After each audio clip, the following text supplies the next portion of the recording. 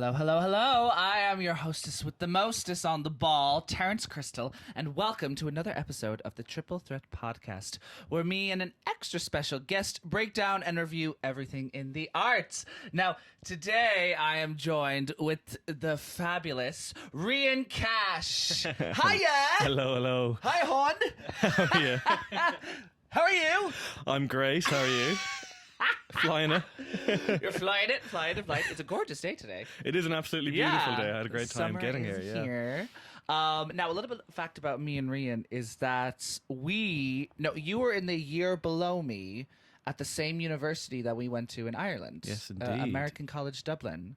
5 that years is how we of met. college, pretty much together. Yes. Wait, did you do the level 7 or did you go straight into... I did level 6 and then went into Yes, you the degree. did. Oh my God, I completely forgot about putting it together. Yeah. Because we were in putting it together. We sure Then were. we were in Course Line.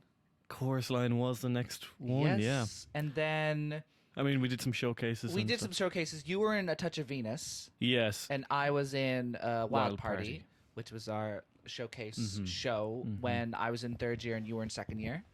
Yes. Yes. But since we're like men and there were only like 8 men in the whole entire American College Dublin, Yeah. we were basically in every single show. Yeah, it was great. Yeah. It was great, yeah. Male privilege. Yes. At its Yes, finest. male. We identify the male privilege. Yeah. And yeah. we need to stop it. We do. Stop it. We got. I've done it. I've done it. We gotta stop. I did it. Know. But yeah, Course Line, that was back in Course line was amazing. That was 2018. 28. Yes, because I was in third year in 2018. Yeah, 2018. Was it Was it 18, 19? I think it was 18. It 19 was because the 19. next year- It was 19. Yeah, it was Yeah, 19. 2019. Yeah, It was that year. 2019, the last great year. Yeah. Before everything changed. I don't know what you're talking about. What do you? It's just I had some, personal stuff. Just nothing like global, on a global scale or anything like that. Sorry, this has become an ASMR challenge now. But I really loved Course Line. To this day, it was one of the best shows I've been a part of. Yeah, I always say the same thing. Because just the strict discipline of that, both physically and mentally, like, I think I said it to Kira before, our warm-up was, the reprise, which is like... Oh, it's like... It's the second biggest number because the montage, people can make arguments saying, is like 1. Right. So it's even though it's divided into 4 parts, it's one big dance number. But like 1 is like... Yeah, and how many? It's like 24 or was it like 30 kicks or something at the end? Yeah, 34 kicks. 34. Wow. Yeah, 34 kicks. And yeah, we would do it as a warm up just to get ready for rehearsals. God, that's probably the fittest I've been since I played That was GAA. that was literally. I'm trying to get back at it now. I'm trying to get back. Yeah, I know. It's hard. But it was the fact that it was dancing every fitness as single well. day. That's the fittest I've been as a dancer. But because even before then, we would have 2 classes a week. It was like 2 2-hour classes. Something like that. Yeah, but Or then 3 when we hour. actually got into like, I don't know, a month or like 6 weeks before production, Oh, we man, were in there every day, kicking, stretching. Like, honestly, I was the most physically fit I ever was. Oh, it felt fucking great. Oh I mean, my God, I loved it. Yeah. And your character, I loved your character. Bobby, Your character, I loved your monologue. You were so funny. thank you very much. And you were very good in it. Cheers. Riain is also an great time with that. actor. And yes, he is immensely talented. Oh, he's too kind. He's too kind. Us Irish don't like a compliment, so... Well, actually, I was with my... Oh, I don't know. Oh, God, sorry. I sound like a dick saying this, but I was with my personal trainer this morning. No, go. But I was doing, like, weights and all that stuff, And he could see I was a bit shaky on the bar, and he was just like, "Was that okay?" And I just went, "No, it's grand." And he just went, "What does that mean?" And I went, "It means I'm okay, but I don't want to ask for help, and I don't want to look weak." Yeah. And I was just like, "That is the most Irish Catholic like." It really is like. It just means I'm fine. Like, I mean, I'm fine. You know, it's the same if someone like asks you how you are. Grand means good. It's not like great. It's not amazing. It's not bad. It's just like, yeah, I'm fine. Yeah, I'm good. It's like and then, I scream into the voids at least 2 minutes a day, but I'm grand. But I'm grand. Honestly, it's grand. It's well, fine. Apart from this mental health check that we've suddenly delved into, no, I'm joking. We are here on the Triple Threat podcast, and if you haven't joined us here before, this is how we go. Mm-hmm. So my guest will talk about a book, movie, TV show, play that I haven't seen, and give me a full non-spoiler review about it. Mm-hmm. And then I will do the same about a book, album, anything, give a non-spoiler review to my guest, and then at the end we both talk about something that we've both seen and give a big fat fucking spoiler review about our third piece. Cool. As always, I let my guest start. Now, Riain, what have you brought in for us? I think I'm going to talk about Newsies today. That's playing at Wembley Park. I'm sorry, I'm not reacting to the fact that it's Newsies. I'm reacting because I took a sip of my coffee and it went down the wrong pipe. But yes, Newsies. I thought you really didn't want to talk about Newsies for a second. It's that Santa Fe bitch. She Yeah. just gets me mad. No. Santa Fe, yes. This has been an absolute phenomenon here in London for the past 6 months. Has it? I think it has. It's taken by storm. It's been extended twice. Okay. It's gotten rave reviews. Every time someone talks about it, they say it's amazing. And so tell me about it tell me about it. Yeah. Wembley Stadium. Wembley Park Stadium. I did see like an evening performance, and we were sitting. So the layout of the stage is it's kind of, it's not in the round. It's kind of half round and like 180. Yeah. So so you've got like your regular stalls, and they're on a rake, and halfway along those there's like a walkway. And then on either side of the stage, you have two other like seating banks. So it kind of comes around, in kind of a trapezium shape with the back wall of the stage, if that makes sense. And through all of the audience areas, there's more walkways, and behind the audience seating as well, and those are all used by the cast throughout the show. Oh, okay. And they would you say that they use every inch of the stage that is available to them? Yeah, I mean, I think they even put in extra spaces to make those available to them as well, because they certainly use all of the playing space that is like the traditional playing space, but they really it's a semi-immersive show, I would say. Oh, yeah, okay, because you're the first person to say that. Yeah, I mean, that's what kind of when your kind of interaction with the performers or like close proximity to them changes how you perceive the show. I would kind of consider that to be partly. It puts you into the world. It puts you into the world. Yeah. Yes. For sure, and that was definitely what they were trying to do. So now, Newsies, I have never seen the musical Newsies. I've only listened to 2 songs. Yeah. Tell me about it. What's the story? What's the synopsis? Story? Yeah, okay, I'll give you. I need to do better at talking right down the mic. Sorry for the first half of this. I'll do better. No, you're doing great. Shut up. We're in the high-end studio that is my dirty apartment that 15 minutes before you came in, I cleaned. I'm perfectly comfortable. It's great. It's great. It's lovely.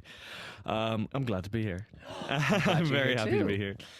Newsies I was the same. It was one of those things that was certainly on my radar, and I'd seen like 1 or 2 numbers from it, and listened to a couple of songs from it, but I had never seen it. I just knew that it was a kind of a dance heavy show and male and since heavy. We're like musical theater kids, I think we've all tried Santa Fe. Yeah, exactly. Because we know. Anyone who's close to tenor range, I think, has tried that. If they think they can get away with it, it's like, Jesus Christ. I mean, it's a great ballad, and it's a good acting through song kind of practice. But has it become? Has it? Sorry to tangent, but has that song become the Les Mis now? Where like if you bring it into audition, you're just like people are just like, why?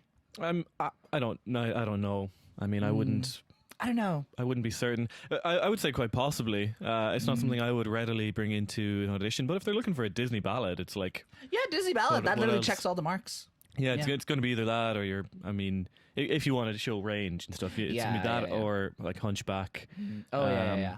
For context, Santa Fe is the song in Newsies this is the only thing I know about Newsies. It's Jeremy Jordan, who is the original. Who's a god amongst the musical theater heads. OBC, he was in the OBC. OBC. It has a really high note at the end that has become iconic in the musical theater world. Taking off the hats. Yeah, it's really powerful, and it closes Act 1. Oh, a lot of male musical theater songs close in acts. There's that, Beauty and the Beast. That's the patriarchy for you. Yeah. Like we said before, it's an issue with men. Men are the problem. It is, yeah. But, sorry to interrupt, but that's okay. Keep going. Newsies. Yeah, all right. Okay, so quick rundown. It is set in the early 1900s, I think maybe in the 1910s. Actually, no, I think... Sorry, I don't mean to be a tangent, but I have to say that I saw a TikTok of a woman who was hysterically crying because she said that Newsies is set in like 1890, or somewhere in that time. She said that all the young boys in Newsies would have been drafted for World War I. So she was like, all of them, they're all probably dead. Yeah, that's...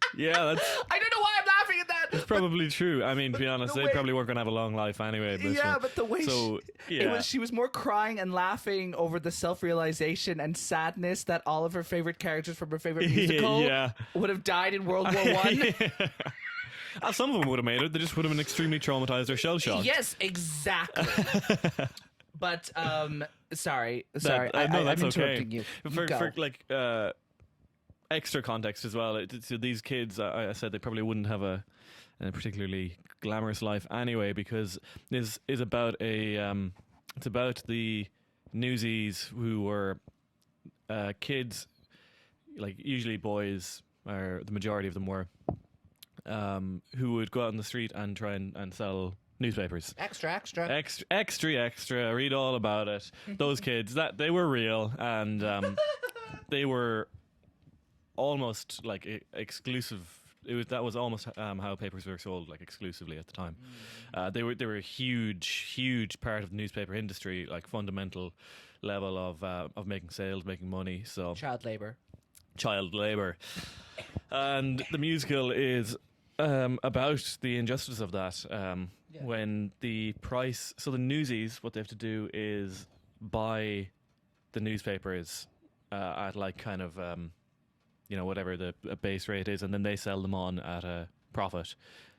So they will they go to like the newsagents, buy a shit ton. Yeah, I don't even know if there was newsagents at the time. Oh, but the papers were brought on a truck to the Newsies or whatever. They went to where they were distributed from, and they would say, I think I'm going to be able to sell 25 papers today. So you would buy 25 papers, and however much that would cost. Our hero, Jack Kelly, he's the best of the Newsies. This kid's just got Sells 50 in a day. He does sell 50 in a day, or 100 or something like that. Yeah, he sells the most anyway, and he's around 17. So he's kind of like their, de facto leader. Yeah. In the show, he's 17. Yeah. Wow. I had no idea. You thought he was older or younger? So I knew that Newsies was based off of a film with Christian Bale in it. Yeah. And I've seen clips of that film, and they are literal children in that film. Yeah, I think in the film I think Christian Bale's character was like 13 or something. Yeah, 13, 12 something, Yeah. and they're like boys. But then when I see clips of the production, in my mind, I thought like they were 19, 20. Yeah, no, they're kids. Okay. I mean, I guess because like they're such incredible dancers, they're like so well the muscled. athleticism. Yeah, Yeah, like you don't that- expect to that see that on a ages them, fucking like, 16-year-old or whatever.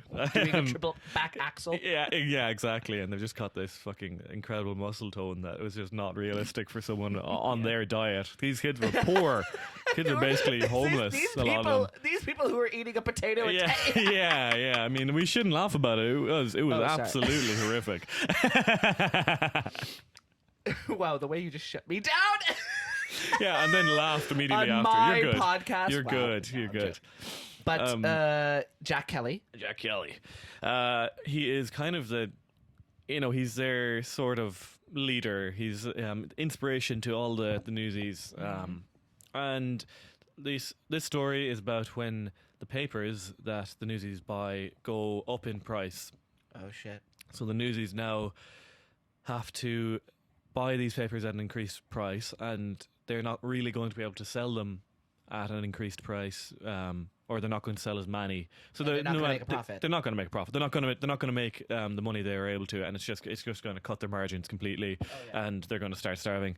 So Jack Kelly leads a strike, and that's what the whole show is about. It's about the newsy kids striking against what it was the World, I think, was the paper. I thought you meant just the world. Striking against the world. And I was just like, Well, wow. well, literally. I mean that's probably why they chose that paper. Was like it's newsies against the world kind of a thing. Like the metaphor. Yeah, and Yeah. I can't. I think I think it's. I presume it is related, but the editor or the CEO of that newspaper was Mr. Pulitzer, which I think is of the Pulitzer Prize. Wow. And he is most certainly the villain in this musical because he doesn't care about the newsies and he's he just wants to increase his bottom line. And So it's their fight against the man. it's their fight against the man. Yeah. Yeah. Now So that's the synopsis. Now Yeah, this that's- production in Wembley. Wembley Park. Yeah. How was it? Like have Excellent you seen production. the Disney Plus recorded or Jeremy Jordan one before? No. So this was your first time seeing the actual show. Yeah, I had seen some of their like Tony performances Yeah, and maybe yeah. some clips of some of the numbers here and there.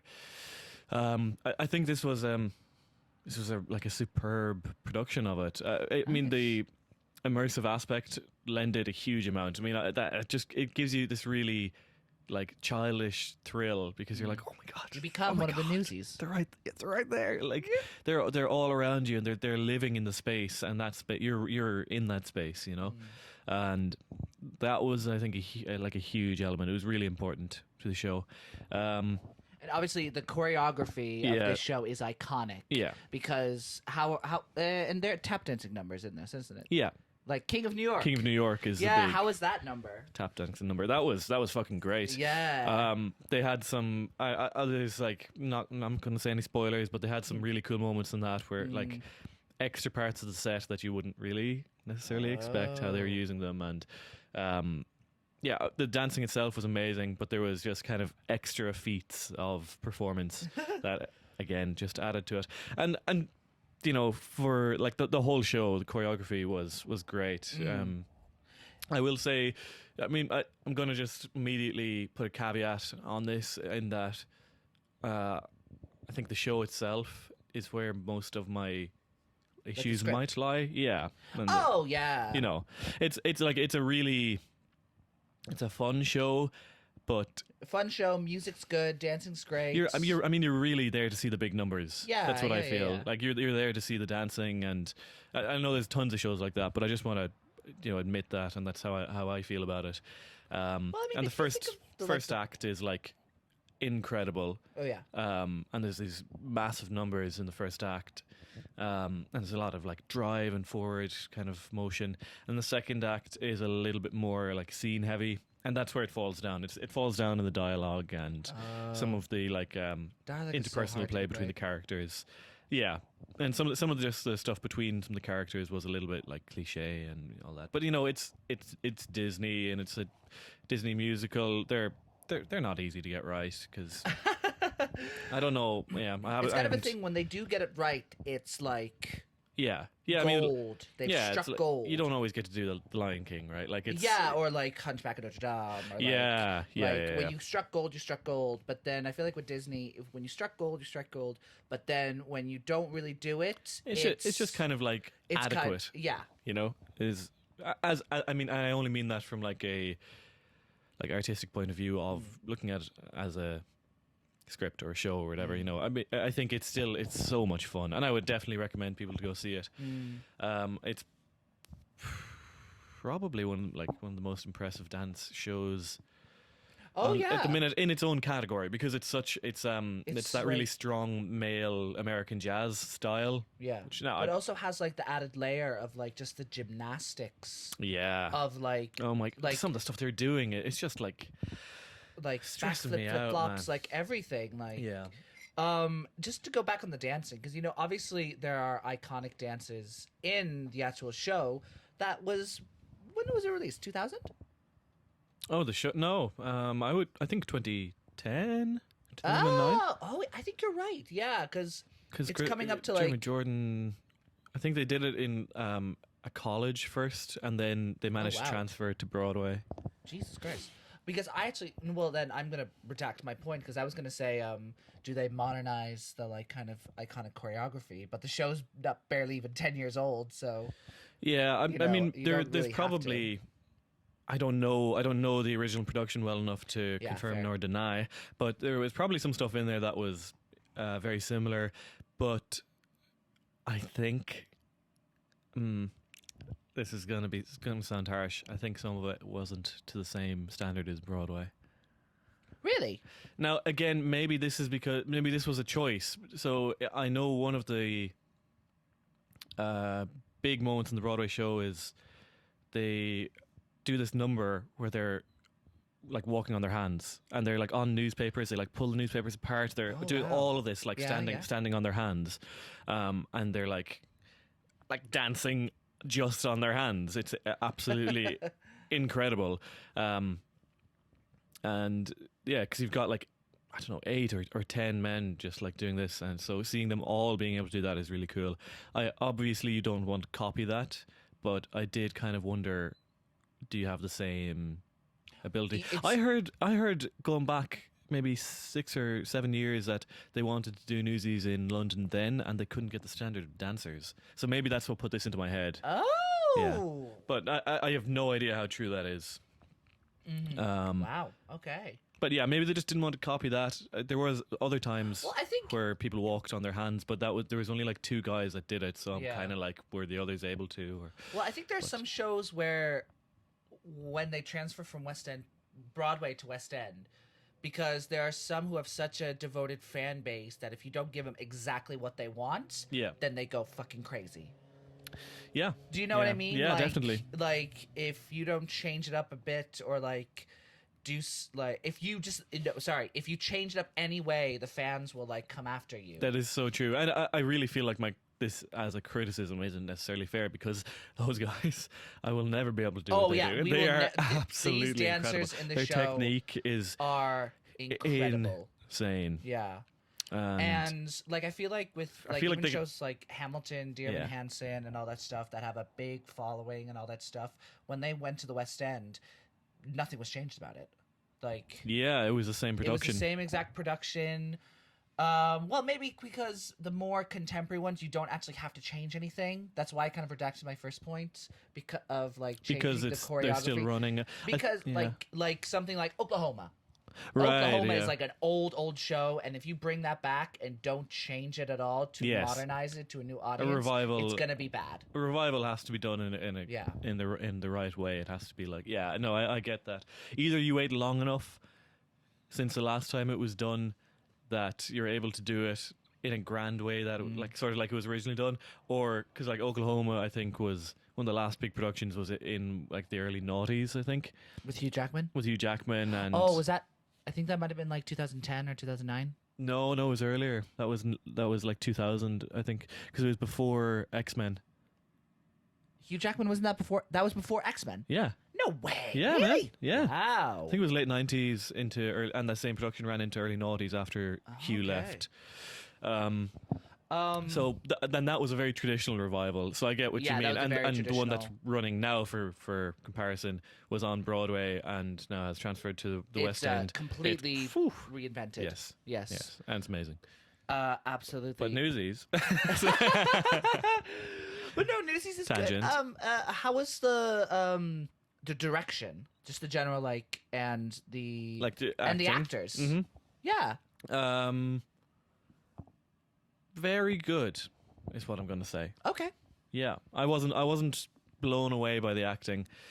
I mean, there was even certain points where I was like, "That's a strong choice," or so. And again, maybe that comes down to, I think that might come down to the direction. There were times where there was just these things being done where I was like, I just don't know if. I don't know if you're doing that on purpose, and if you are, okay, but if you're not, it's not landing. I feel like So there was just something slightly off, but maybe that's just me. It is really like Disney-esque in terms of its acting. It's And almost like who wrote it? Alan Menken. Alan Menken did the score. I don't know Yeah, who so, and adapted Alan Menken is like the the king of American book. American musical theater. Yeah. So, But I remember, like, Mr. Pulitzer, you get away with it if it's like an animated thing, but like Mr. Pulitzer in this show is like so villainesque that it is slightly over the top, and the same way the way that they beat him, or sorry, I shouldn't. Spoilers. But the way, like, it's a Disney film, we all know what happens. Like, I don't. but the way that it ends is very kind of like Disney. It was a Disney. little bit eye rolly. But sometimes, like, I like when I watched like Soul or like a lot of the Pixar films like that, I go like, oh, that's a really like beautiful, tasteful ending. Maybe it just doesn't translate to stage as well as it does for screen. Is my point. Yeah. Again, this is all stuff that I'm directing Nitpicking. towards the script. Yeah. So, but performance-wise, the actors were all like very good. The guy who played Jack was, even though there was parts where I was unsure of, I really enjoyed his performance still. And I can't remember the name of the female character, which is really bad. Female lead. Oh, okay. Well, I feel like this show. She was very, very good as well, though. Yeah. This show is very American. It is a very American show. In all aspects. That's why I was kind of worried about it when it was going to transfer to West End. You thought it wouldn't because some find an shows, audience? because some shows that have such an American-based style humor and like just like script and all that stuff, they don't translate well. But I feel like with Newsies, it had such a big following from the musical theater crowd that I knew it was going to be successful, because I've seen stuff that are very Americanized and I'm laughing because I know the references of the joke because I was fortunate enough to like grow up part of my life in America, but I was the only person in the room laughing. Okay, well, that's, I mean, I find that is often the case with things that are that Americanized. I see what you mean. I think the winner for this is like the spectacle. They do the dance so well. Now, the spectacle is kind of everything in this show. That's why the immersive aspect is so important in this particular production. And I think they certainly took advantage of that and like exploited it to a good end. Now, I think I want to ask you this because I want you to give your rating. Okay. Out of 10. Mm-hmm. But first, I want to ask you, what was your general experience in the theater when you were watching this? Oh, I mean, like your general, because I feel like those two are very important. Yeah, I always try and, sometimes you think too much about something and you don't actually think about how you felt when you were watching it. So I appreciate that. I mean, I felt great, particularly the first act. it's just such a fun ride, and I felt like I love watching this style of choreography. It's like a kid in a candy shop. I was really impressed, especially with all the stuff going on around you, because we were sitting on one of those such a sensory sensation. Exactly. So that just gives you that like little bit of like childish adrenaline, Wonder. like that wonder, just a little bit of boost. So yeah, definitely that. But then when it focused on the story more, unfortunately, I ended up getting a little bit bored at points. You could I get you. You could see the cracks of the story. Yeah, and the script. Yeah. I really don't rate much.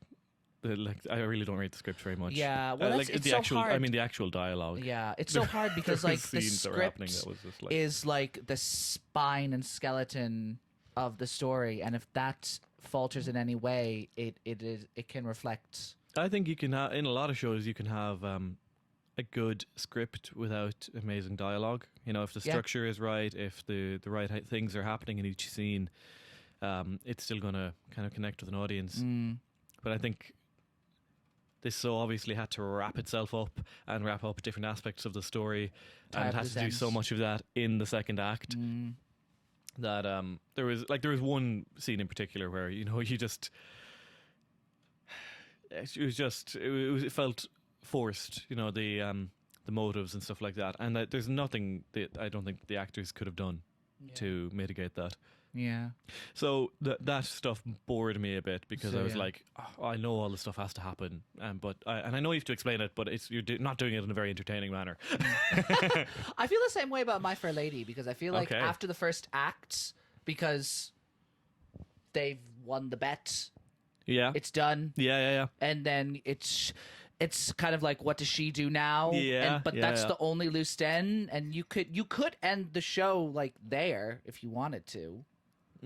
But like the second act is just because there's so much like fodder before you actually get to the resolution of what she does. Yeah. Like about all the things that and plus it's a 3.5 hour show. Half an hour? No, 3 hours. Damn, Jesus. So yeah, it's long. So you're just sitting there just like, oh, come on, like this is really good, but like we're kind of dragging with these scenes. Yeah. I know you're getting married in the morning, but come on. Is this really necessary, guys? No, but I do get you. But your rating. Yeah. Give me your rating out of 10. Again, most of this comes down to, I mean, do you want me to rate the production or the show as a whole? Rate this production. Okay, because what would drag down my score a bit is definitely the actual show itself, the script. Oh, yeah. As I've said. This production, I would probably give it an 8. Okay. Yeah. That's a very good score. Yeah, I think there's, they did most things. I would deduct points for just like little tidbits, like the some of the story, direction, dialogue. Yeah, so some of the direction, and then maybe some of the some of the scenes and choreography as well at points, but just to see if you could push the envelope a little further.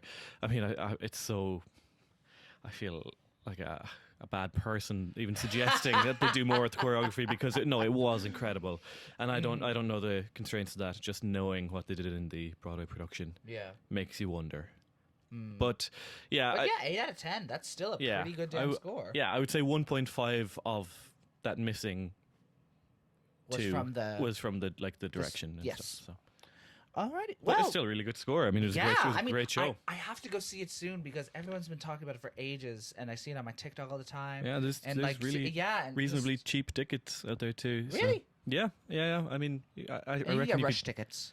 Yeah, I mean, if you're booking a little bit in advance, you could probably get like £30, £25 tickets easily. Yeah. Not even without like rush as well. You get cheaper ones for rush tickets. I really want to go see it. Yeah. But thank you so much. That was a great review. Great. Thank you so much. No problem. I love that. Thank you. And now it is my turn, and I am going to talk about a book.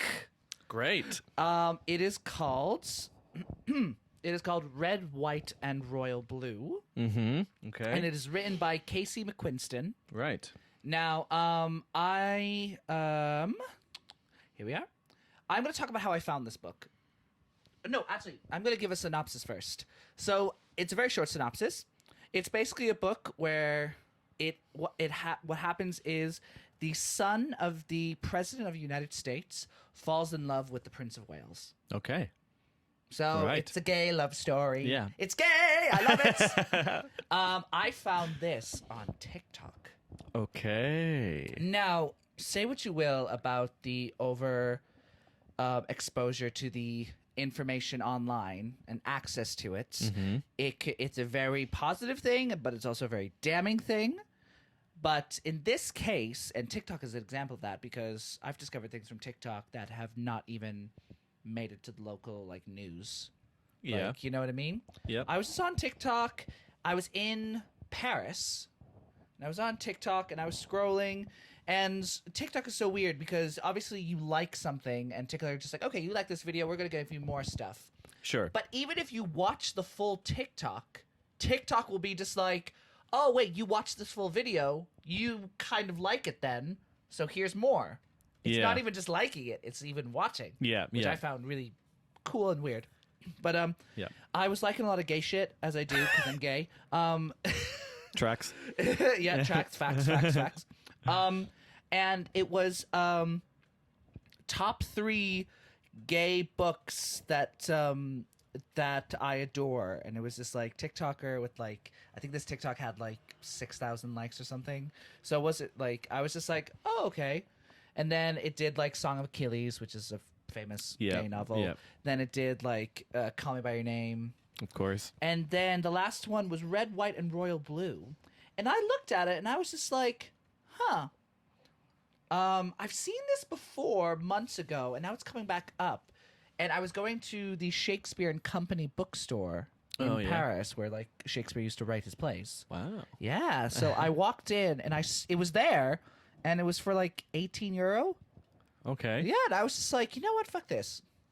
And then I spent the day in Paris, and I went back to my hotel, and I started reading the book. I finished that bitch in like 2.5 days. Ooh-wee. Yeah, I was like, I'm obsessed.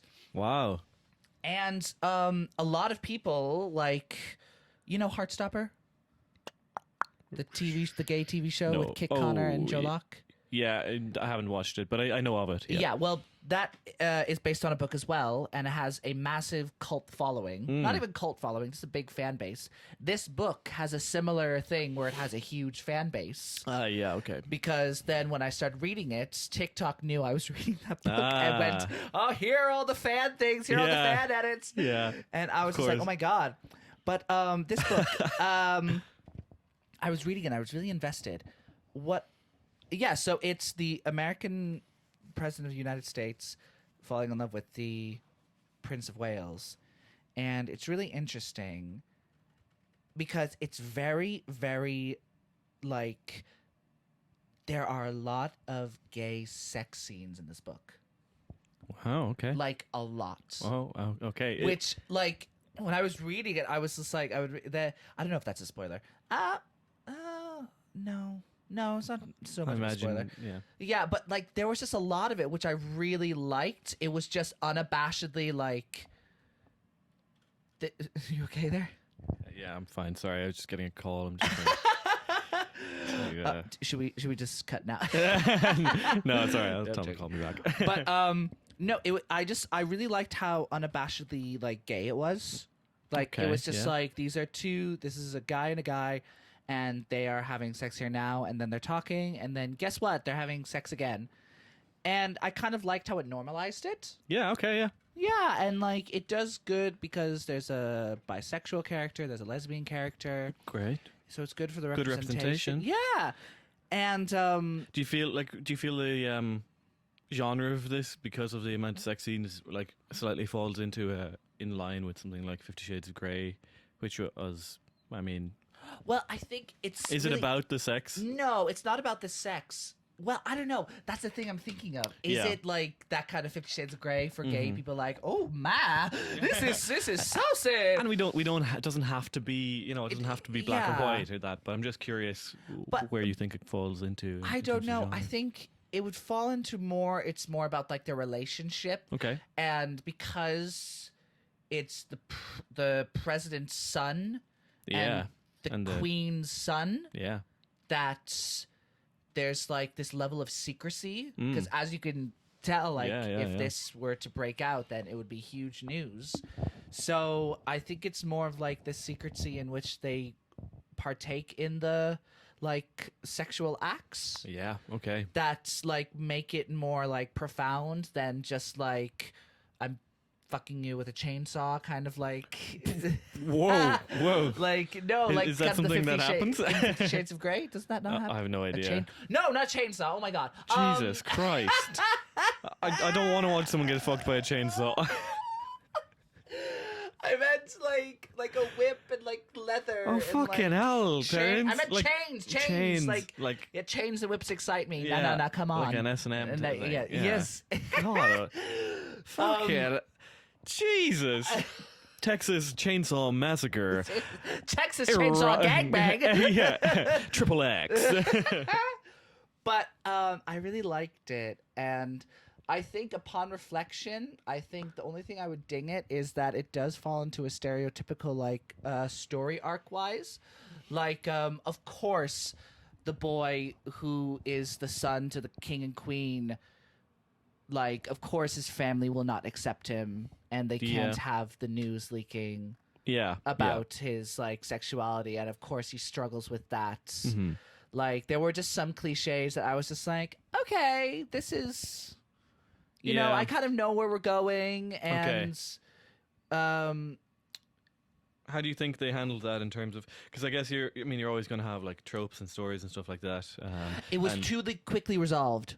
Okay, so like I was expecting more of a fallout, and the way they handled it in this book, it was too quickly resolved. Okay, so it removes any other dramatic Yeah, kind of tension. well, I mean, it did kind of build up to it, and I kind of knew that this thing would happen to kind of resolve it, but yeah, I don't know. Okay. And then it's actually being turned into an Amazon movie. Is it? With Allison Janney as the president. Allison Janney. Remind me. I, Tanya. Oh, okay, right. Yeah. Great. I, Tanya, who famously plays mothers in Yeah. like every single thing she's in. So I'm excited about that. But I'm trying to think. It was just... And there's a scene which something very dramatic happens, but the way they like portrayed what each person does in reaction to it, I was a bit like, oh wow, yeah, that's exactly what I would do. Oh, okay, good. Do you know what I mean? Like, it's not like this person does that thing and you're just like, why the fuck would you do that? Just do this. Yeah, okay. No, when you're reading it, So you're like, they do the thing. yeah, that this is person actually... does something to that person and this person does that, and you're reading it and you're just Okay. like, oh, fair, I would do that. Yeah. I would absolutely do that. Well, that's good, because I was going to ask, if you're dealing with something that has a lot of like tropes or cliches in it, then you have to make sure that your character writing is like excellent. So it sounds like, if the characters are making interesting choices, or like if the characters aren't falling into those kind of cliche brackets a little bit, and like how do you think they explored character then? So the book, it's from the perspective of the American. Okay. Of the American guy. Yeah. Wait, I'm actually gonna look up his name because I have it right here. Yes, this was released in 2019. Oh, okay. Wow. It's relatively new. Yes. So Alex is the first son of the United States. Mm-hmm. It's from his perspective. Right. So what I would change is that, because we spend a lot of time with him discovering who he was as a character, and then even though we do kind of find out about the prince, and we talk about him, and he talks about his life and all that stuff, it's still not the same as, because this book is from his perspective. So you kind of, I wish we kind of could focus more on the prince. Okay. And his upbringing. So you feel like the prince didn't get enough character expo? Exactly. I feel like they were just about to make it enough, but then they fell a bit short. Okay. Yeah. Oh, that's a bit of a shame, when it's only about kind of these two people. Yeah, and do you think they were trying to keep an element of kind of mystery around him, or do you think it was just that it was lacking? I think at the beginning they did, like, this was the because it's the trope of hater, like, enemies into lovers. Uh-huh. So it's that trope. And I feel like with that trope, that can be very cliched Yeah. because like Well, yeah. the reason why they hate each other is actually the reason why they love each other. All that Okay. bullshit. Yeah. But like at the beginning, he's a very mysterious character, and you don't know much about him. All you know is from the perspective of the Alex, Okay. the American kid. The prince is called Henry. Mm-hmm. And so, but you get to know more you go on because, like Alex, you're discovering more about him. But I don't know, you never really go full circle with it. Okay, so it's kind of like a... Yeah, but I just remember, like, because someone was actually on TikTok was saying that, like, you know, if you are talking to a friend and you go, oh, how's that book going? And they go, oh, you know, I started it, but then I left it down for 3 months. Now I'm back at it again, but then I put it down for another 2 months. Yeah. You don't give a shit about that book. Yeah, I get you. Because every single book I have read that I really like, I have finished in at least a week. That's fair. Because when I'm like, oh, I have to go to bed now, the next thing I want to do is read the rest of it. Yeah, do you know what I mean? I relate with that so much. I wish I didn't. I wish I was able to, because I mainly read like kind of fantasy novels, and that's like my preferred genre since I was a kid, because I was like raised on Lord of the Rings and Harry Potter and everything, and The Hobbit. Yeah, and so I that's something I will avidly read fantasy novels, and they're the thing that I can't put down. And then when it comes to things outside of that genre, I think it's because I'm not used to it as much. It's not as dramatic as fantasy is. It doesn't kind of hold my interest as much. But I can still regard it as like a great piece of writing. I just didn't find it as compelling to me, but that's because I think with ADHD and stuff, reading is like if I'm not into it at all, if it doesn't suck me in, and if I can't get hyper focused on it, I can't get focused on it at all. No, so I think that is part of it. That's the exact same. Oh my god. Yeah, but I don't know that hyper focus is necessarily means a good book. It just means that it is a narrative that's strong enough to keep you engaged. Well, because I think it's a lot with literature and any kind of like media we consume. If it doesn't grab your attention in the first like 10 minutes, then you're not.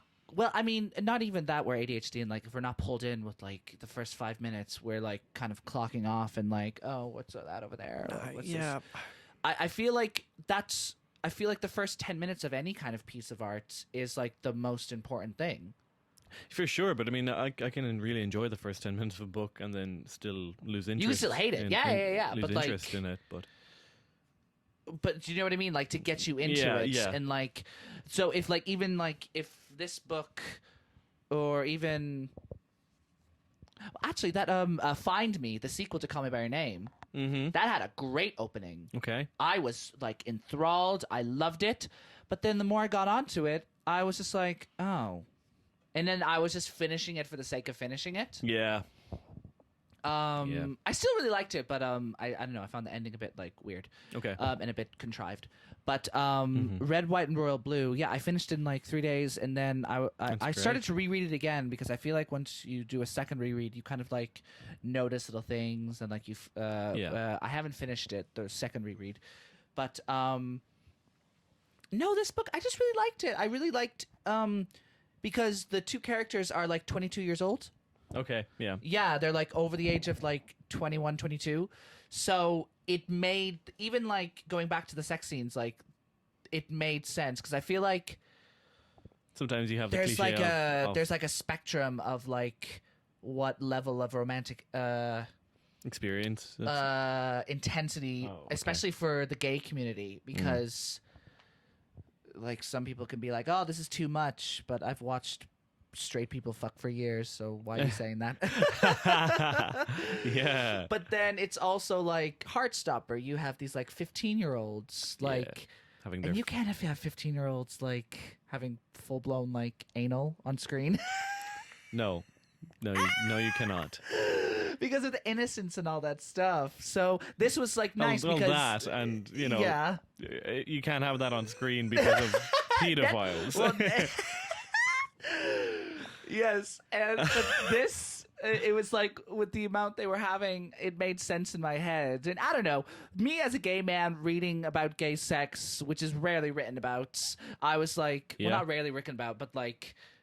Do you think they had more experience than a lot of characters would have in gay novels? Like a lot of times, you feel like they're having their first exploration, but because they were slightly older, that they had, had their own experiences outside of each other. Yeah. Or is that like, or was this like their of their first kind of gay? I think sexual so. One of them, this was.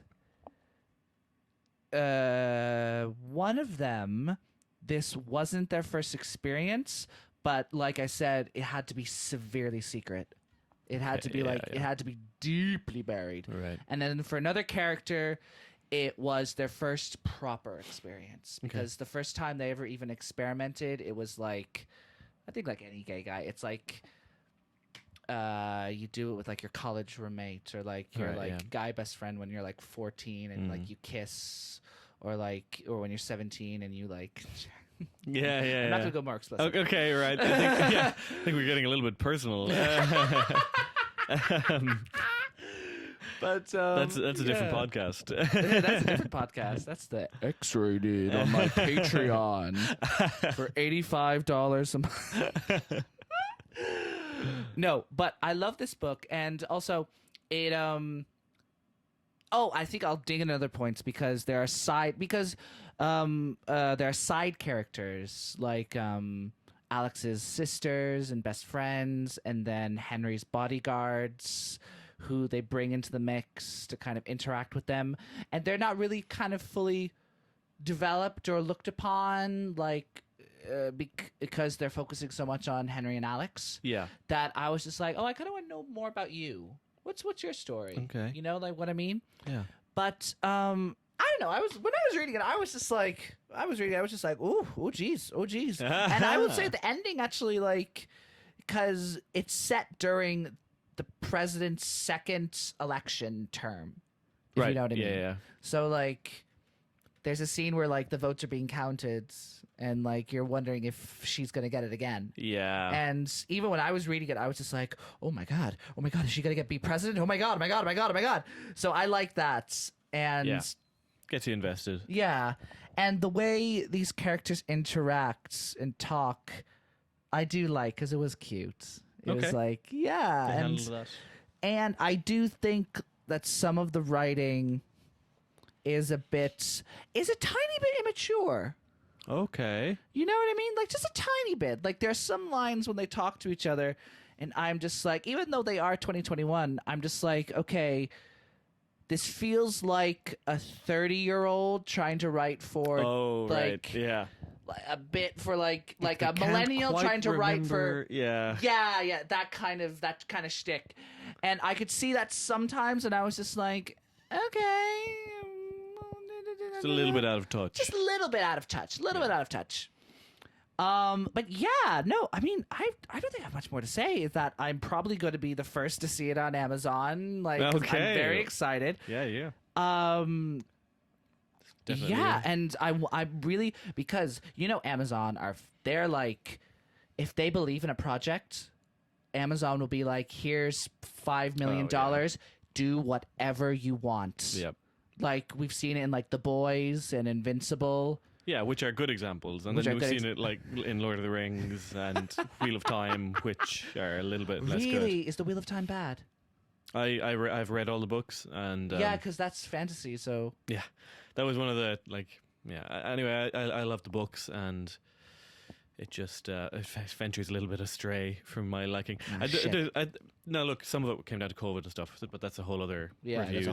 They weren't able to do things they wanted to, but I still think that some of the writing was lacking. Anyway. But I really want to know if Netflix will be like to this book and this production, do a full faithful adaptation of this book, like, and please put everything in it. Yeah. And then if it does come out like that, I will be watching. Watching very, very closely. But it's also nice in a sense that on my TV are two gay men who are just making love Yeah. and you like get to watch multiple them be times in like a love. normal couple, Yeah. which is great.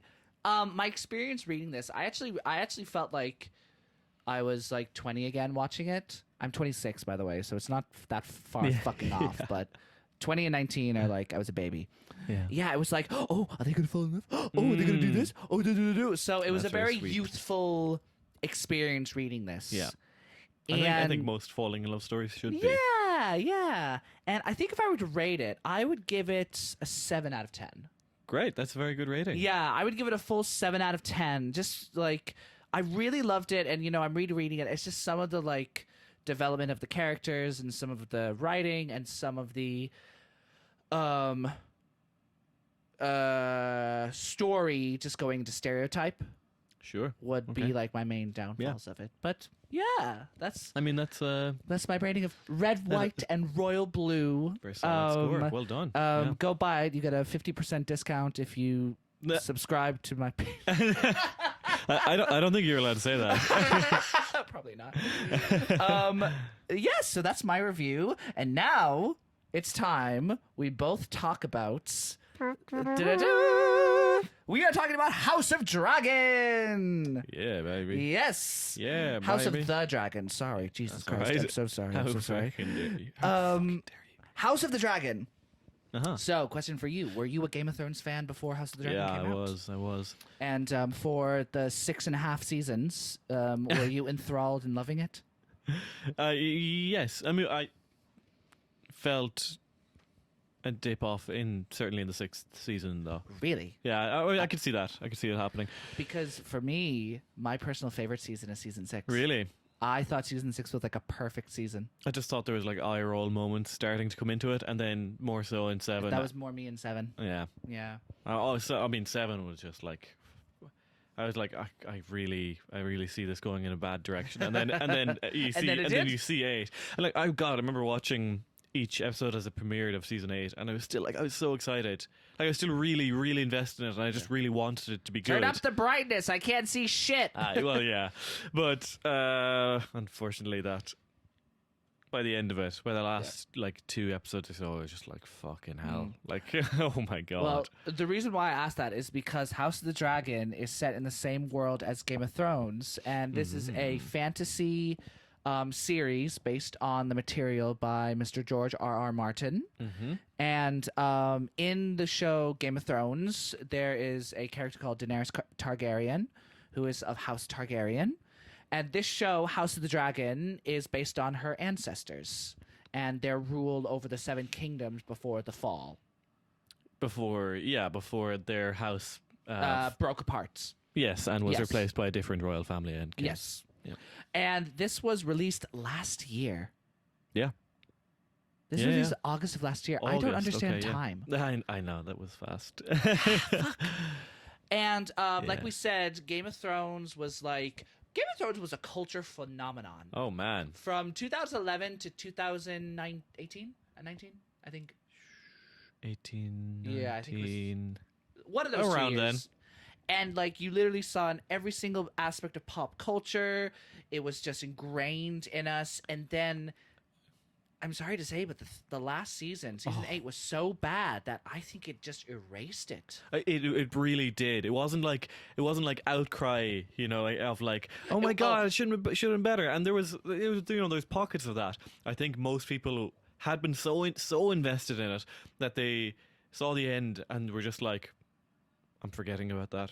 That didn't happen. That We're not didn't talking happen. about it. We are going to pretend like that didn't happen. Yeah. No, genuinely, because it was crazy. It was crazy. So then from 2019 to 2021, there was just nothing there. I felt like there was almost a vacuum. You mean in terms of like fantasy like stuff, just a or fantasy, of like a good vacuum TV, or of like these other TV shows trying to claim the Game of Thrones? Like, that's still happening as well. it's still happening as well. But I think there are other shows and other genres that have Yeah. filled that vacuum. But these big companies are still trying to fill it with fantasy TV. Yeah. And it wasn't really about. It was about the relationships of the characters more so than it was the fantasy. Yeah. You know, It's that's about the why- writing. Yeah, that's Yeah. why. That's why Game of Thrones was so fucking good in the first 4 or 5 seasons. But, it was like perfect TV. but then it was announced that House of Dragon would be released, and House of Dragon is about the Targaryen house, and people were really excited because one of the favorite parts of the Game of Thrones series was seeing the giant dragons and them into action. And fun fact, it was actually more expensive to do the direwolves. Oh, really? That's why they weren't in season 8 or in season 7 Oh my or like in God. 1, because apparently that cost like thousands upon thousands. And they were paying their actors too much to be able to afford it. What was it, like a million or something per episode, or Yeah.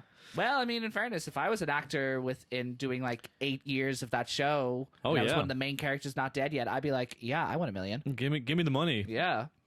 Why not? But At least you can then This do is based things. on Dance of the Dragons.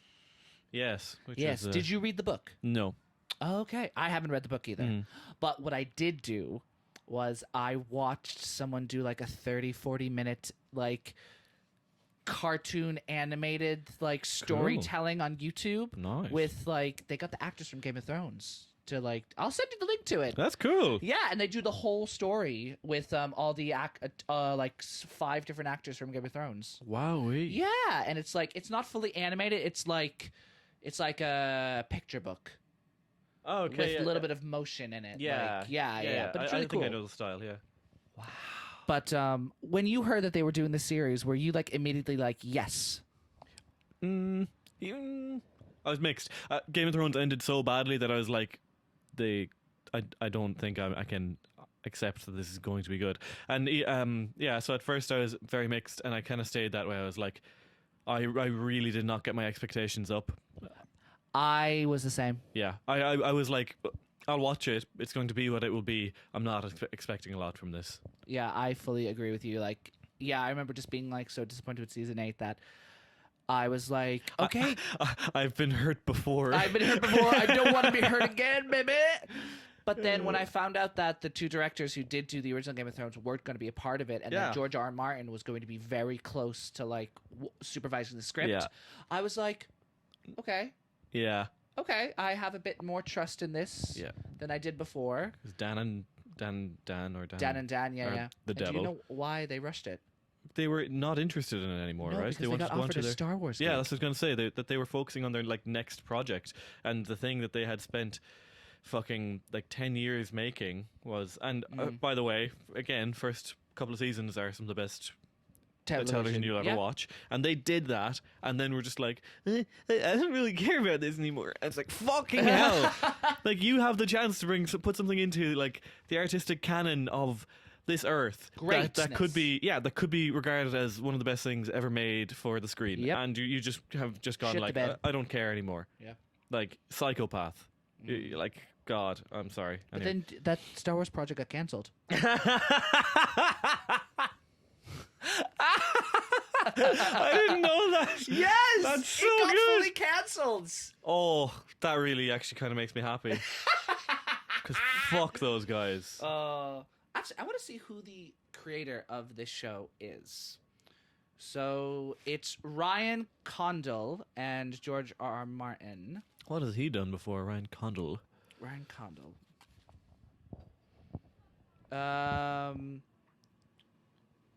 Hercules?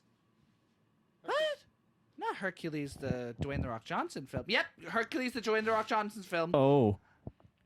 And Rampage, the Dwayne The Rock Johnson. He did a lot of stuff with Dwayne The Rock Johnson. It's quite a interesting trajectory to go from. But wait a minute, I just need to see executive producers. No, sorry, I'm trying to see who the directors are, because the directors... I can't see it. Oh, it's okay. No, so it was obviously in different hands. And so this is announced. It's coming out. The first... I feel like when I first watched it, the first 2 episodes, I was a bit like, this is kind of dragging a bit. I was actually... Again, because my expectations were low, I was like, this is actually going in the right direction for me, because they're exploring, they're building things slowly, they're putting little pieces in motion, they're giving us nice little character moments, yes, and I was like, this is reminiscent of what they're doing in early Game of Thrones. Well, maybe that's just me being so hurt from before with Game of Thrones Yeah. that I'm like, why isn't this moving along? Yeah, maybe. Yeah, because now that you say it, like it actually, I was gonna say the fact that they let the show breathe, yeah, even in the first season, because I think the first season only covers like 20 chapters of the first book. whoa. Yeah, I think so. I think I think so anyway. I mean, the danger there is that like you don't have enough actual No, but source I think- material to. Yeah, but I think George R. R. Martin he did announce that this show will take 4 seasons to make 10 episodes each. For the for one book. Well, I think there is only one book. God. Yeah, I think. Yeah, I'm pretty sure there only is one Reminds book. me when they split a 300-page book, The Hobbit, into 3 movies. Ow, my head. Which, by the way, not the best choice. Look, it's still hard to do that. You don't have any resentment for the Hobbit. I haven't even seen the third Hobbit film. Really? Yeah, I was like, fuck It's this. actually really fun to watch. I'm out, It's yeah. fun to watch for how like Yeah, it's the fun. Legolas like walking on like blocks. Look, I'm like, sure it's fun, but that's not what I loved about Lord of the Rings. Lord of the Rings makes me weep every time I watch it in Really? its 12-hour What part? entirety. I mean, I think the multiple endings, or like Sam being like, "I can't carry it for you, but I can carry you." Oh, that hurts. Yeah. Yeah. But We did it, Mr. Frodo. and then just fucking the finger getting bitten off. Yeah. No, yeah, amazing. Anyway, That's getting re-released. is it? Yeah, The Return of the King. It's for its 20th anniversary. Ah, okay. Yeah. It's getting released. I would love the, to like watch the like that 4-hour version is getting like released. I think it's Wow. already 4 hours I would love to watch. in the cinema. I'd love to see one of the live orchestral performances with the film on. Yeah, Because I love that I score. got my parents' tickets back in like 2017, 2018. Tickets to the Game of Thrones live orchestra that'd be in, great as in well. the O2, and they said it was amazing. Yeah. Yeah. Cause the Howard Shore's score is like another one of the things that makes me weep watching Lord of the Rings. Oh, actually, the score for this one was Ramin. I can't pronounce this last name, and I'm not going to. Oh yeah. Yeah, Ramin. I love him because he did one of my favorite things that I actually still listen to this day. It's the beginning of episode 10 of season 6, where it's Cersei and all getting ready to go to the court to like plead her case, but she doesn't go, and the sept gets blown up. Ah. It's the like all the music before the sept gets blown up. Ah. Yeah, it's like the piano and like the girls singing in like a descant harmony. Yeah, And okay. I'll play it for you later. It's Yeah, really, or I'll I'm send it to struggling to you. remember that. It's really beautiful. But anyway, no, this series. This series is amazing, and it deals with the family. And what is the girl's name? Here, Jesus. Okay. Oh God. Why can't I remember? Rhaenyra. Rhaenyra. Yes, Princess Rhaenyra, and it talks about her and her like claim to the throne, and her conflict with Alicent, because Alicent. That was the one thing I just didn't get, because I don't know, maybe I was like kind of like in and out, but why was the conflict between them so strong? I think there was I think it was kind of to do with her Alicent's Her father. marrying the dad, Well, yes, that was huge. that was huge, but also Alicent's father like whispering in her ear a bit as well, and then also Yeah. because she was told, wasn't she, that That if she were to like that I think oh God, what was it that she was told about Rhaenyra and her uncle? Was that it? No, she No? was told about Rhaenyra and the knight, Okay. because no, it was I think she Rhaenyra and did hear- it was Rhaenyra and the Yeah. uncle that. Yeah. But even though they didn't, she had heard rumors. Do you know that's what it was? Was that Yeah. Rhaenyra was like, she asked her and Rhaenyra like promised her, she was like, no, nothing happened, and then she heard something else that like kind of confirmed it to her, and then she thought Rhaenyra had been lying to her, and then was But she's very much like a lot of resentment prude. there. She's like, I wouldn't call someone who judges someone for having sex with their uncle a prude. well, I I think that I'd call them pretty normal. Would you not? I mean, this is not me defending like incest, but like the Targaryens are so famous for ancestral family. Is that Would you? because you can. What I was getting from this moment in their history was that, like, okay, maybe going back a bit, it happened, but at this moment in time in this story they're telling, it's not normal. Oh, oh, it was just the start of the incest. Maybe, or maybe not normal, but it wasn't really the done thing. It was the first time it was like maybe it was in out in the public. Maybe it hadn't been done for a couple of generations, so you kind of feel like that when they're looking at that, doing that again, it's distasteful. And most other families wouldn't do it except the Targaryens because they want to keep the Valyrian bloodlines clean and pure. Well, and the fact that she also, not cheated on her husband, Rhaenyra. She didn't cheat on her husband, but she had children with the other guy, the new captain of the Watch. And that it was this whole thing. I like how, because in the actual books, all of the children of Targaryens have blonde hair. Yeah. Like no matter what. Oh. Yeah. I'm pretty sure, like in the thing, like the kids who have like the black hair, because it's the captain of the Kingguard's children, they have blonde hair in the books. Oh. Yeah, so that changes things. It kind of changes things I think they because should have it makes her stuck to claim that they're actually her actual children, stronger. But I like how in the TV series they're like, they're not her kids. Well, they're not his kids. I don't know. I think. Oh no! Wait, no. It's because they're not black. Yeah, I was going to say that would still be obvious. I think they still should have given the kids. Well, he's mixed race, right? Yeah. Yes. Excuse me. So I think if they had blonde hair, there's still there's still a little bit more of a claim because he's mixed race. There is cases, in real life of. But it's not common. You'd expect some traits to come through. I think they should have. I think they should have kept the kids blonde. Now that I know that, because it makes the viewers kind of a little bit more like But then I don't know. I think the blonde hair of Alicent's kids and them being like. It adds to their not evilness. Villains. They are villains. Yeah, they are villains. Hideous. What is it? A Team Black? What is it? The Black and Greens? It's the Alicent and her family are like they drape the green color because that's Hightower color. Yeah, that's Hightower. He's and then Hightower black green. is the Targaryen color. Right. So it's the blacks versus the greens. Okay. But you know what scene made me actually cry? It wasn't any like big emotional scene or the fight where Alicent and Rhaenyra actually fight and she has the knife. It was the scene where Vhagar burned her first rider. Remember, she's giving birth, and I think she.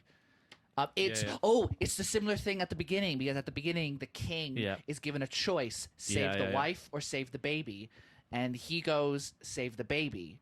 Yeah. So in turn, by doing that, the wife dies, but then also the child dies a day later. Yeah. Because king for a day. Oh, horrible. Yeah. But then the brother has the same decision with his wife, and he's just like, save my wife. I don't care. Save my wife. Yeah. But she like... Why did she go out and... That confused me a little bit too. I think she went a little bit mad that she knew she was going to lose the baby. Yeah. Maybe. Maybe something like that. She was also like in ridiculous amounts of pain. I think she would have probably... I was getting the inkling that she was going to die anyway. Yeah, I knew she was going to die too because... Just like it was because just Matt Damon was going to be like the king of that area. Matt Damon? Matt Damon? No. Matt Smith? Matt Smith! Matt Damon! But no, that scene where Vhagar burns her, and you could see because she's begging Vhagar to kill her. Yeah. Like, please kill me. But Vhagar is like, at the beginning, Vhagar's just like, what? No. This ain't right. no, and like hesitates for like a minute, and then when she does, like, I remember I was actually crying during that bit, and I really like what they did with the dragons in this. In which capacity? This show. In which capacity, though? So, like, Vhagar hesitating to burn her rider. Yeah. And then the fucking ultimate part of the series where Vhagar and Rhaenyra's son have this huge battle thing, but it's the dragons who fight after each other, not the people. Yeah. Because the small dragon, they're in like a giant thunderstorm and they're flying over each other, and Vhagar and I can't remember the guy's name, Aemond. Yeah. Aemond. He's teasing. Yeah. He has no intention of like killing. No, he doesn't. He has no intention of killing the child. He is teasing, and he is like teasing the shit, and he is scaring him to show power. Yeah. But there's a bit where the small dragon like hides away and comes in, blows fire in Vhagar's face. The kid didn't mean to do that. Yeah. That was a small dragon who was like fighting back. Yeah, because yeah. The small dragon, they're still animals. they're animals who essentially. think they're under threat. Yeah. And then that sets Vhagar off, and Yeah. you can see Aemon being like, "No, Vhagar, no, Yeah. no, We're gonna stop get it, fucking stop killed, it, stop you it, stop jackass." it, stop it." And then, the best bit of that is when they were in daylight. Because you think daylight saves the day. Yeah, yeah. And you're just like, I remember watching that, and like he was out in the daylight, and I was just like, oh, are they not going to do it? Yeah. Are they not going to do it? And then, Bam. bam, ripped to shreds. Yeah. And it's technically not Aemon's fault. Well, it is his fault, but yeah. he didn't. He was a fucking idiot. He was a fucking idiot. He shouldn't have gone out there, because Yeah. you know, when you get an animal that is trained for battle into a scenario where they are threatened and or you start chasing something, they're going into their prey drive. They're going into instinct. Yeah. And So he's a fucking moron. there's a funny meme online of Family Guy, and the context of the Family Guy clip is that Peter is just beating up a kid. He's just beating up a kid, and he just runs home. Right. And he comes in, and he's just like, and Brian's just like, "You okay?" And Peter's like, "Fine, I'm fine, fine. Things might come up later, but now we're fine." And then Lois gets a phone call. "Hiya, Peter did what?" And Peter's just like, "Well, I gotta get going." But it's the context of Aemon coming home to Alicent. Yeah. Was that how God, I've forgotten so much of this. Was that how the whole season ended? That was how the whole. Sorry, I'm getting up because I fucking love how they ended like the last scene. That's how they ended it, with Rhaenyra's child dying at the hands of Aemon and Vhagar. But then that happens, and then they cut back to the castle, and it's Matt Smith's character is delivering the news to Rhaenyra, and it's her back facing the camera, and she's like heaves over, but then she turns to the camera and like looks, and it's like Murder. She's about to go to war. Yeah. Oh, It was so fucking good. it was so fucking the good. dynamic between Rhaenyra and what's Alicent? No. Matt Smith. Yeah. Well, wait, I actually have it here. The dynamic between them as a couple is so interesting as well. Like when Rhaenyra was giving birth. Daemon, yeah. When Rhaenyra was like giving birth and they thought she wasn't going to make it, and Daemon was like going ahead with like battle plans, and she was like telling her kids, she was like, "Stop it! He cannot go apart from on my command. I'm the person who is like in charge of this. Like he is not, he's not in charge." And he was like going ahead with it anyway. Such an interesting dynamic, because you feel like they kind of got married for love in a weird way. Like there's definitely there's something there. There's a real attraction, and I think they love each other more than they have loved maybe their previous spouses. But I think with Daemon you feel slightly less of that. I feel like he didn't necessarily love. He was married like 3 times, killed his first wife, second one got burned by her dragon during childbirth, and then third one was Rhaenyra. And I feel like he progressively loved each wife more, but I think ultimately he only really cares about himself. I think that is fair point to say, and I do see that. But I do think throughout the whole series, you do see a connection and him having a longing for her. Yeah, I think he's maybe the person that Like, she's maybe the person that he cares about and the he most. was just like rifling through all the wives just to get to her. Yeah. Yeah. But then, that first scene where he takes her to the brothel when she's like 15 Ooh. now, and he starts like, basically they think start they like kiss. they do kiss, Yeah. and Rhaenyra is like mad for it, and he has to stop. He stops himself, and he's like, "Can't do this." I have to wonder at the intention there. Was he bringing her to seduce her so he could kind of hopefully marry her, but was disgusted with the thought of doing that? Or did he, just happen to bring her there, felt attracted to her, but managed to stop himself because he knew it was wrong? Or, what was the intention there? It was planting the seeds for when she grows up. Do you think? Like grooming her? I think so, because we're in a place where it's all this sex and love, and you're here with me. So when you associate love and sex, you'll think of me. God. I think so. It's like brainwashing. Yeah, it's grooming. Yeah? Yeah. But do you remember the scene where the king, played by Paddy Constantine, is he an Irish actor? No. He's British, yes. Yeah. But he's fucking brilliant. He's fucking brilliant. But do you remember the bit where like they're talking to the like king and queen of River the Lord and Lady of River Run? Yeah, River Run. Yeah. And they're just like, and he's talking to the daughter, and they're just like talking, and the daughter's like 12. And the king is just like, what do you think your family could do for me? And the daughter's just like, well, we could wed. Oh my God. And he's like 56 years old, and he's talking to this 12-year-old, and he even himself is just like, he's like, oh my God. Yeah. Is this what we're coming to like? I think he's like he's probably the last good man. Yeah. And he dies. He's a weak man. He's a weak man, and some can say that he's the reason why all this shit happens. But I think that's due to his weakness, not because of his badness, Because if he didn't marry Alicent, this would never have happened. But I think that was like, he thought it was probably the good move as well. And obviously, like, she comforted him after his wife died and stuff. It's all weird, but... It's all weird, and forced to by the father. Well, who the father I think is the real villain of this. He's kind of the little finger, isn't he? Yeah. But I think he was trying to be the puppet master, and he just after kicking off a load of shit that is just really not good. But can we talk about the scene, which is the ultimate fuck you to any character, when this character who is on his deathbed, and Rhaenyra needs help to claim Riverrun for the child. He has one last spout of energy. And comes into the court with his cane, like walking down and to speak on behalf of Rhaenyra. Yeah. Oh, amazing. Oh my God. Yeah. It was just like such a rallying moment, And these shows like Game of Thrones, they really do like kick the good guy to the fucking ground. So these moments are really few and far between. Oh yeah, because like. They go through. Rhaenyra gone through so much. She's been usurped.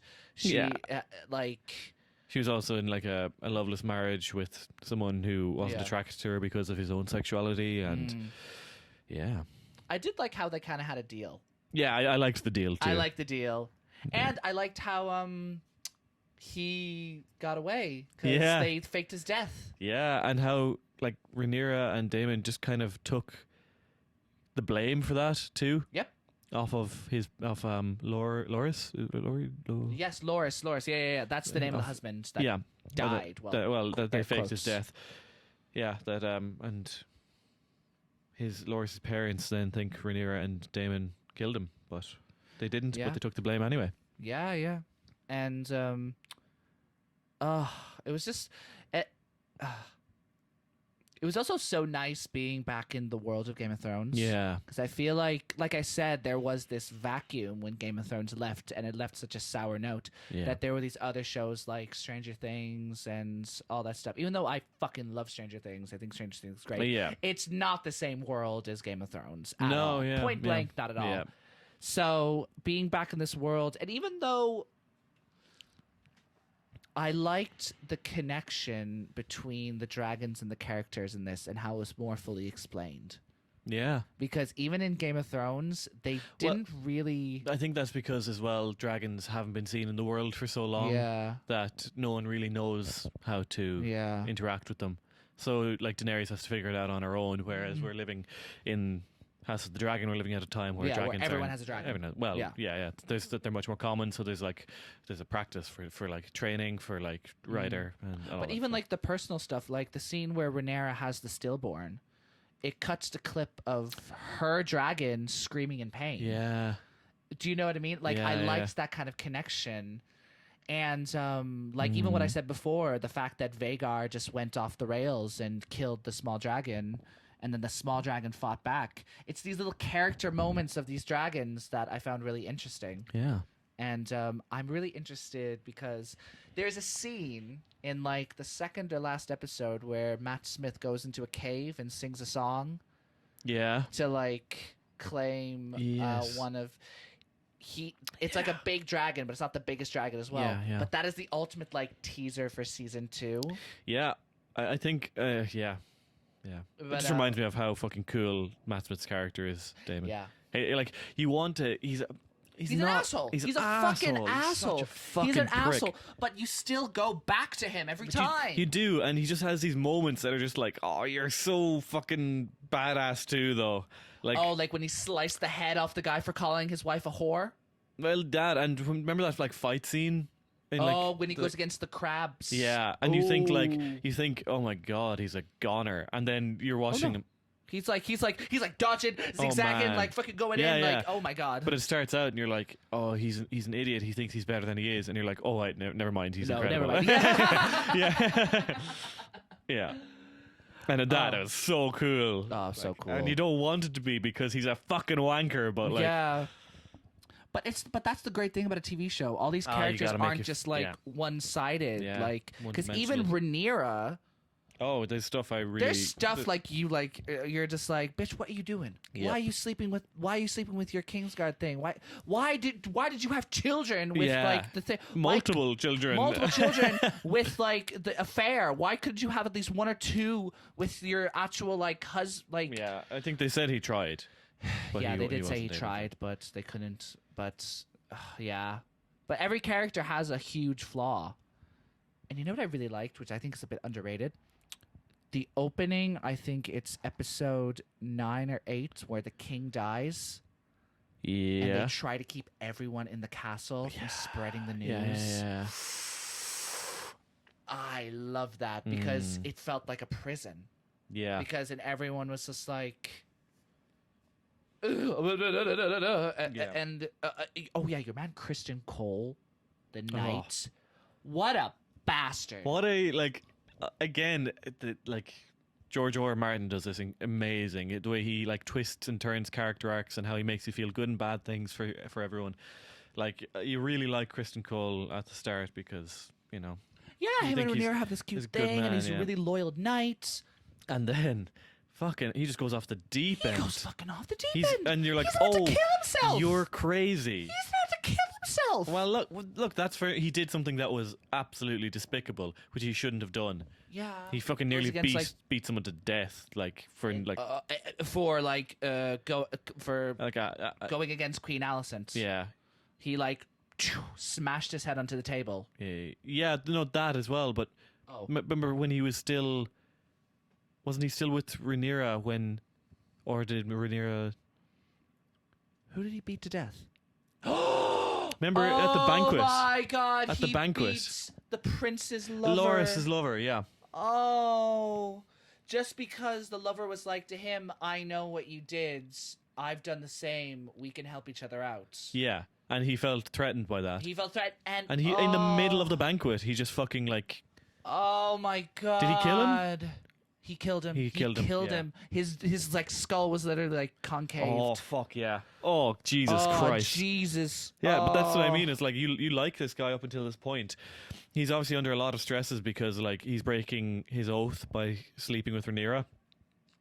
Yeah, because you're not allowed to have any wives or lovers in yeah, the 'cause you're part of Kingsguard. in the Kingsguard, yeah, but still beating a person in a public setting, Jesus in the fucking king's Christ. like banquet hall, like fuck me. Oh my god! And then from then on, he's just clearly like this. He's just got this fevered look in his eyes. Actually, the actor who plays him is really good because at first you're like, oh, he's got these really soft, lovely eyes, and then after that happens, he like Alicent gives him a chance, and he adheres himself to Alicent. Yeah. And then from then on, he just has this like fevered, like It a looked like he's fucking gonna dog, jump like a someone. rabid dog. Yeah, He's yeah. like a Like rabid at any dog. moment, as soon as Alicent says go, he will like. Yeah. Yeah. But yeah, they've just started production for season 2. Only just now? Yeah. It's going to take like another year or a year and a half to make. Well, I think they're going to film it for now until probably August or September, Right. and then it'll come out next year. Yeah. Yeah. Okay. Because actually, it's like I've just realized, like, unless it's like a fucking James Cameron epic, Yeah. film shoots are usually like as long as 4 months, 5 months. Yeah, I suppose. Yeah. Because Fucking hell. I know for a fact that Stranger Things are going into production now. No, Okay. in May. Right. And they're filming until September. Yeah. Okay. Because even It's like, it's just a post for a lot of these 'Cause big shows. Yeah. you Because know. the Joker, the film, the new Joker film. Oh, with Harley Quinn. Yeah, with Harley Quinn. It just wrapped up on filming, Oh, cool. and it was filming for 4 months, 3 months. Is With Jace- Lady Gaga. Yeah. Yeah. Is it the same director? Yeah. Same everything. New Lady Gaga. We'll see. I think yeah. Anyway, that's a different review. That's a different review. I'm excited for it because the fact that it's a musical with Lady Gaga in it's like all the incels can go fuck themselves. Yeah. Yes. Definitely. But House of the Dragon, yes. I'm just trying to remember all the like really great moments, like the fact where it's the night before the king dies and he has the dinner and everyone is civil with each other. Yeah. And he's like looking around at his family, just like this is the last good memory he's gonna have. And also that moment when he is literally dying, and what is it he says that Alicent misinterprets? He thinks he's saying that Rhaenyra should be take the throne, but Alicent thinks that he's saying Song of Ice and Fire. He's talking about the Song of Ice and Fire. Yes, that's it. But Alicent interprets it As incorrectly because Aegon. Yeah. Yeah. And so, but like, He says something like everything leads to you because he thinks he's talking to Rhaenyra. yeah, my son, the son. I don't know. He says something akin to the son. I cannot remember it, but Whatever it is, when he's you're watching hinting it and at. you see like, but like when you're watching him say it, as soon as he says it, you're like, oh God, No. Alicent is gonna take this the wrong way. He says something like everything leads to him, the Song of Ice and Fire. Yeah, something like that. Or he thought it was Rhaenyra, I thought. He did think it was Rhaenyra. Yeah. Yeah. Well, But so whatever. much for the Song of Ice and Fire. That was such a frustrating moment. It Oh was just like, yeah. this isn't going to end You well know now. this is gonna end well. This is the point where you're teetering on the edge here. Either we can save it or not, and it's like, okay, it looks like it's going to be not. Yeah, because I had no idea like how they were going to end this series. Because I knew they had to do something big. Oh, They it's a had to good do ending. something big. Yeah. And I knew this was going to happen because I watched the thing. Yeah. And I was just like, are they going to do this scene? Are they going to do Rhaenyra's son dying? And then as soon as I saw him fly off and the rain and I saw Vhagar, I was just like, Uh-oh. strap in, boys! We're doing this! Oh. Yeah. Experience fucked. and rating. Experience and rating. Experience and rating. Experience and rating. He's wittily doing his experiencing. I think positive in all aspects. Yeah, I think it's genuinely like. There was some bits that dragged here and there, but I think overall, Yeah, I think very I good. think, like I said, like the first 2 episodes kind of dragged, and so we didn't even talk about the time jumps. Oh yeah. How did you think that was done? I mean, I really liked it. I Yeah. thought it worked really well. I think I was just sometimes confused okay. because I was just like, okay, wait, but how long is this tie jump? I thought it was done really actually quite tastefully because they didn't do it in a very like cliche way. Yeah. They just like they had their narrative, they had the important parts of each time period, Yeah. and you just have to kind of follow along. I kind of like that. Yeah. Well, I think maybe, yeah, for me, I was just like, okay, wait, how long is, okay, this is 3 years. Okay, yeah, I 5 years. remember trying to work it out exactly. Okay, wait, this is 7 years now? Okay. Yeah. But yeah. But I think, I do agree with you that when you do get into it and you're just like, okay, it's this, then you're like, okay, amazing. Yeah. And I think I would give it like a 9 out of 10. There's nothing in it. Yeah. I think Maybe like an 8.5. Yeah. Yeah, no, I'm no, No, not it's okay. not because I just I think Gonna like spite me. I don't think there was anything overly wrong with it, but it also like it didn't blow me away. Yeah. You know, I thought like this is really, really solid TV here. Okay. Like, you know, like I'm really enjoying this. I had a lot of like very excited moments, sad moments, etc. But I wasn't like blown. I wasn't like, this is going to be the best TV series I've ever Do you watched. think that like the I second think- season and third season might blow your mind if they continue down this path? Maybe, who knows? Yeah. Yeah. I think if they continue the way they've been going with the first season, that This is the thing. Yeah. yeah. A first season can always be great, but if you can do the whole story that you want to tell and have that consistency, that's how you get to like goated status. Yeah. In my mind, anyway. Well, that is That is the House of the Dragon. That's the House of the Dragon. Well, thank you so much for joining me. No problem. It was a real pleasure. Really enjoyed it. Yes.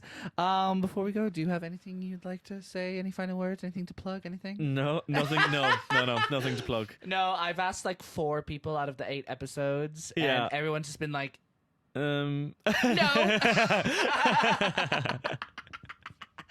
Thank you so much for Riain Cash for joining us. Thank you for having me. I've had such a great time with you. And thank you all for listening. I will be posting this episode on Spotify, Apple Music, Amazon Music, YouTube. So be sure that you listen and subscribe. And I shall see you all next week. Bye-bye. Bye-bye. Oh, that was good harmony.